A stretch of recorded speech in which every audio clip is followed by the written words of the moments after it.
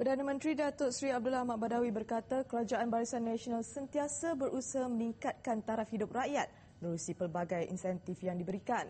Bantuan kepada rakyat juga menyeluruh termasuk golongan petani yang bekerja sendiri maupun kaki tangan awam. Datuk Seri Abdullah malam tadi turun padang ke beberapa kawasan sekitar Parlimen Kepala Batas. Perdana Menteri dan isteri, Datin Seri Jane Abdullah, turut melawat bilik gerakan Barisan Nasional Dun Bertam. Di Permatang Tinggi, Datuk Seri Abdullah turut bertemu dengan masyarakat setempat. Dalam ucapan beliau, usaha membantu masyarakat meringankan beban dilakukan termasuk melalui kenaikan gaji dan allowance yang dinikmati kaki tangan awam tahun lalu. Orang pencen pun akan dapat tambahan juga. Tiap-tiap kali harga, tiap-tiap kali kita pun naik gaji, yang pencen pun naik juga pencen dia. Yang pencen pun mana ada dalam negeri lain orang pencen dapat kenaikan pencen dia pasal apa, kajian naikkan gaji orang yang bekerja lah ni. Dia naik pencen tak ada, tempat lain tak ada macam tu. Menerusi mandat rakyat, Barisan Nasional ujarnya akan meneruskan pembangunan yang dirancang demi kesejahteraan rakyat. Kajian kita ni betul-betul ambil tahu. Betul-betul orang kata prihatin. Betul-betul ambil tahu dan ambil berat tentang hal-hal yang berkaitan dengan kesusahan rakyat. Jadi pasal apa? Pasal kajian ini tuan-tuan perempuan yang pilih. Jadi kita ada perasaan orang pilih kita, orang nak kita majukan negara, kita bagi negara kita jadi maju, kita bagi negara kita menjadi makmur, dan kita kena bantu rakyat yang memerlukan bantuan. Ketua Pergerakan Pemuda UMNO Datuk Seri Syamuddin Tun Hussein berkata rancangan pembangunan pelajaran dapat diterjemahkan pada pelan tindakan dan bukannya janji-janji kosong.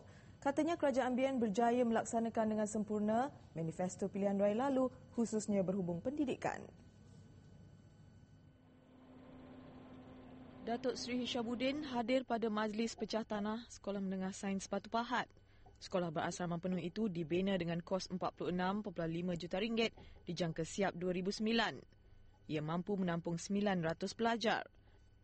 Menurut Datuk Seri Hishamuddin, kerajaan memperuntukkan RM3 bilion setahun bagi membina prasarana yang baik untuk pendidikan generasi akan datang. Perjuangan kita untuk membela anak-anak kita, khususnya dalam konteks pendidikan, tidak berkisar kepada warna kulit, miskin kaya, kedudukan dan darjat, dan keutamaan kepada pendidikan telah diberikan sebagai satu agenda utama sejak negara kita merdeka lagi. Katanya, antara kejayaan rancangan pembangunan pelajaran yang dilaksanakan BN termasuk memartabatkan sekolah kebangsaan, mengurangkan jurang antara pelajar serta kad laporan prestasi kementerian. Ketua Pemuda Barisan Nasional itu turut menyifatkan manifesto DAP sesuatu yang kosong dan tiada agenda khusus untuk rakyat. Manifesto sepatutnya menunjukkan apakah agenda perjuangan parti dan ia bukanlah mencari kesalahan parti. Manifesto sebenarnya ialah untuk menawarkan kepada orang rakyat, orang ramai, visi parti itu untuk berkhidmat kepada rakyat.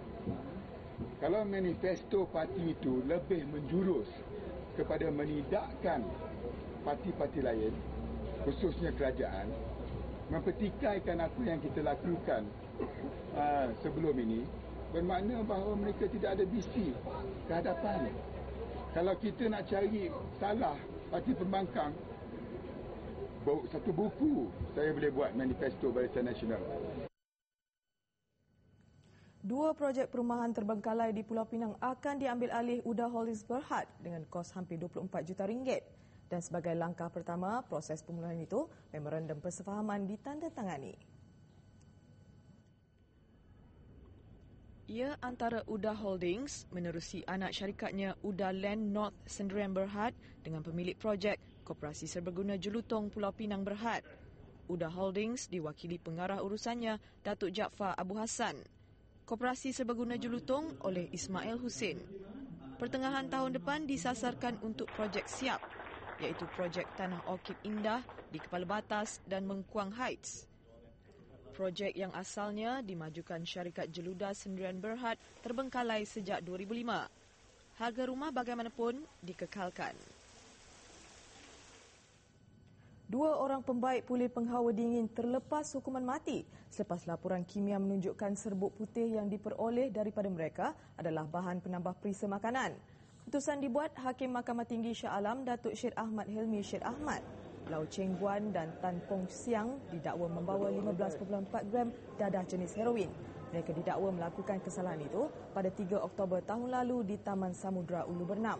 Pendakwaan dibuat mengikut Seksyen 39B Akta Dadah Berbahaya membawa hukuman mati mandatori.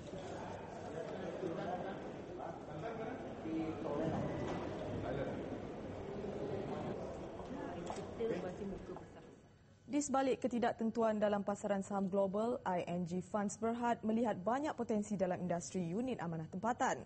Jelas Ketua Pegawai Eksekutifnya Steve Ong, terdapat banyak peluang dalam sektor-sektor terpilih pasaran saham. I would suggest that investors look at high dividend counters, right? High dividend yielding funds, because Malaysia still offers one of the highest dividend yields in the region, and to focus on good fundamental counters that have got good growth prospects. Antara sektor dijangka terus merekodkan pertumbuhan kukuh termasuk infrastruktur, peladangan serta minyak dan gas. Laporan itu mengakhiri Buletin Pagi. Kembali bersama rakan setugas di MHI. Salam hormat.